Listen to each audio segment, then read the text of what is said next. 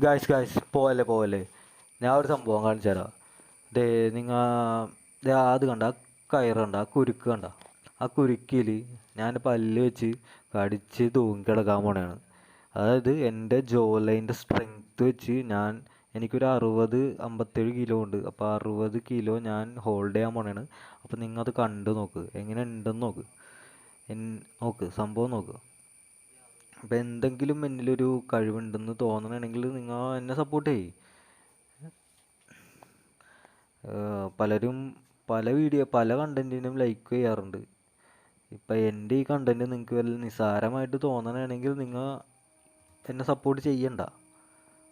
പലരും പല ആവശ്യമില്ലാത്ത കണ്ടൻറ്റൊക്കെ ലൈക്ക് ചെയ്യുന്നുണ്ട്. പെണ്ണുങ്ങൾ അങ്ങനെ കാണിക്കണത് ഇങ്ങനെ കാണിക്കണത്, അല്ലെങ്കിൽ ഇന്നലെ കയറി വന്ന സെലിബ്രിറ്റികളുടെ അവിഹിതം, ഇതൊക്കെ ആൾക്കാരെടുത്ത് കേരള ജനക്കൂട്ടം എന്നൊക്കെ പറഞ്ഞ ആ ടീമുകളൊക്കെ എടുത്ത് റിയാക്ട് ചെയ്യുന്നു. അതിനൊക്കെ ലൈക്ക് കാര്യങ്ങളൊക്കെ.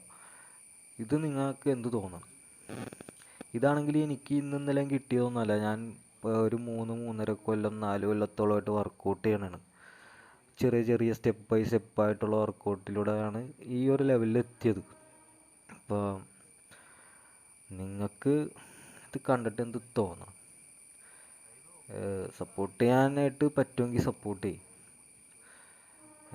പിന്നെ നിങ്ങൾക്ക് ഇത് ആരും ട്രൈ ചെയ്ത് നോക്കരുത്. ട്രൈ ചെയ്ത് നോക്കണമെങ്കിൽ ചെയ്യുക. അപ്പോൾ നിങ്ങൾക്ക് മനസ്സിലാവും എത്രത്തോളം ഡിഫിക്കൽട്ട് ആണെന്നുള്ളത്. ഫ്ലോറിൽ കാല് ടച്ച് ചെയ്തിട്ട് വേണം ഇത് ട്രൈ ചെയ്യാനായിട്ട്. നിങ്ങൾ നോക്ക്, നിങ്ങൾക്ക് പറ്റുമോ നോക്ക്. ഇത് കണ്ടിട്ട് എന്തെങ്കിലും ഒരു കഴിവ് എന്നിലുണ്ടെന്ന് നിങ്ങൾക്ക് തോന്നുകയാണെങ്കിൽ എന്നെ സപ്പോർട്ട് ചെയ്യും. Okay, by.